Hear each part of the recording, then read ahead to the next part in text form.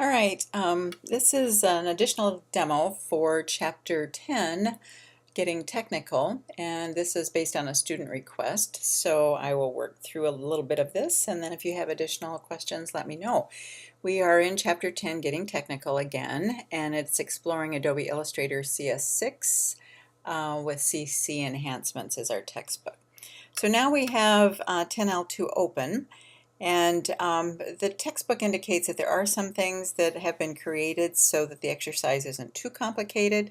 You're going to see several named layers, which you do, and then a sketch of a little Cape Cod house that's been made into a template, which if you go down your layers panel, you'll see that as well.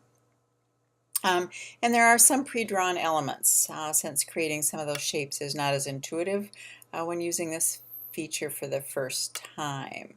So we are going to, let's see,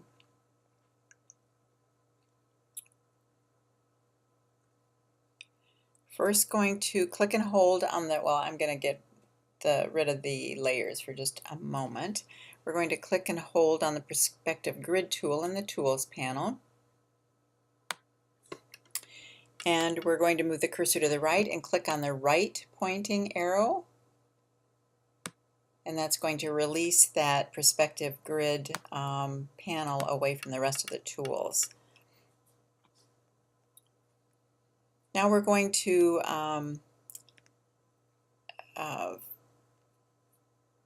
go to number 3, and it indicates this grid has already been adjusted to work with the scan. You'll see how the perspective grid works with the image itself. Feel free to move the control points around to see how things move and change, but when you're ready to move on, reset the grid back to where it was initially by selecting File and Revert.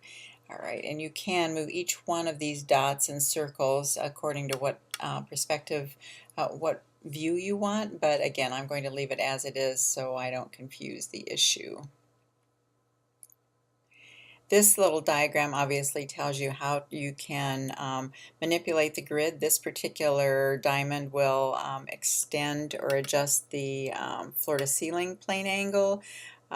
This one is the left vanishing point, right vanishing point, and so on and so forth. And you should spend some time with that diagram because it really is helpful in determining or helping you determine how to use it the next time when you don't have an image already set with the grid.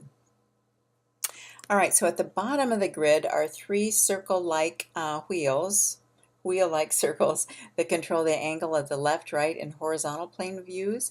If you find the grid cumbersome to work on, you can click Mac, if you're on a Mac option, or if you're on a Windows Alt, and each one of those grid planes controls once to turn the grid into a tinted plane.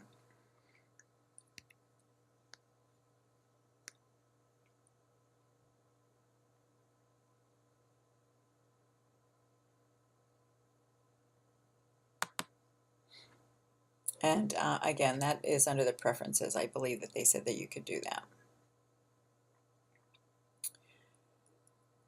All right, so we are going to click on the double arrow at the very top right of the panel dock to expand it.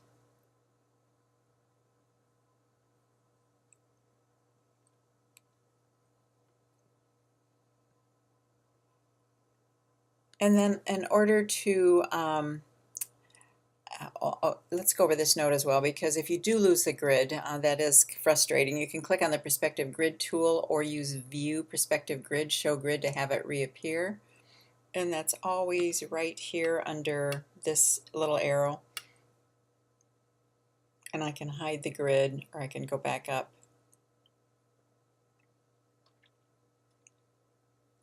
and show grid as well. All right, now we're going to select the target icon in the walls layers. So we need to find the walls layer.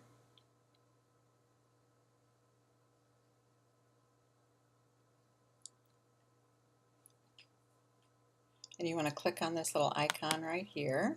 You'll see that that selects, I should target it.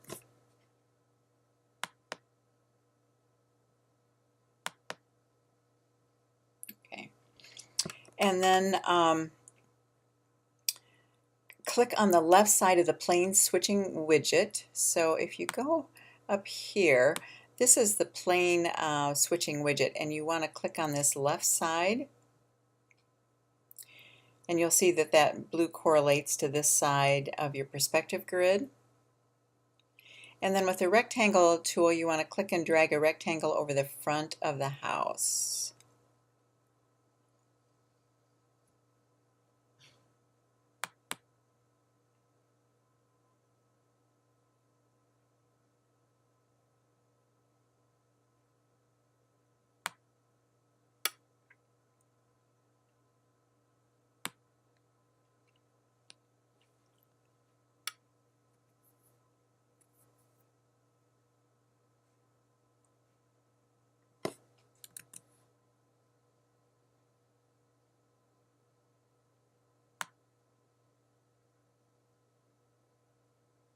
I'm going to do this kind of quickly, and I don't think that I am fitting it exactly where it wants to be, but I'm trying to follow this little I'm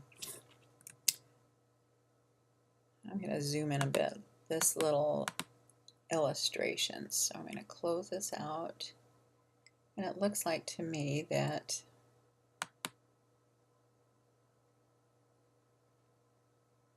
it's right about here.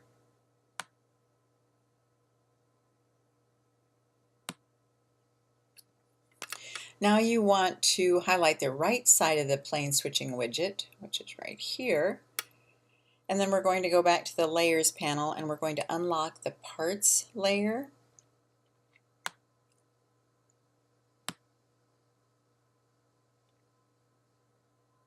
And we're going to use the selection tool to select the side of the house shape.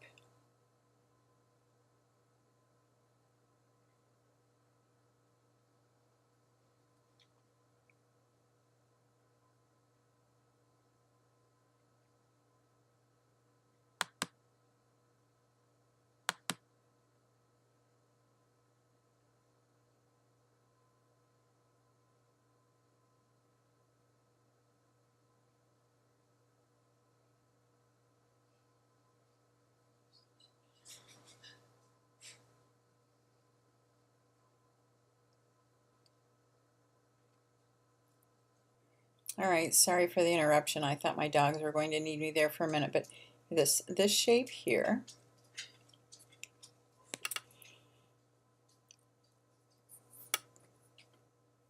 you want to, now that we have it selected, you want to copy it, Command C.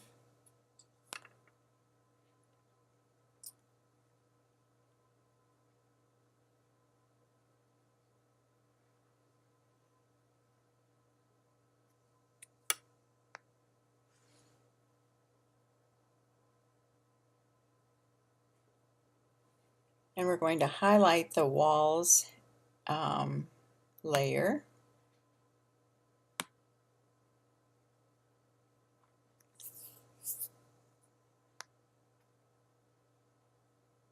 And we're going to paste the wall. Command V.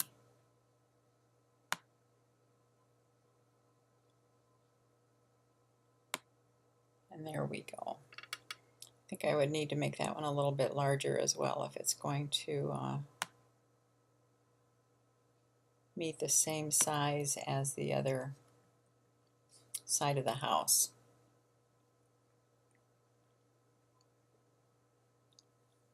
All right, now we're going to select the perspective selection tool in the perspective tools group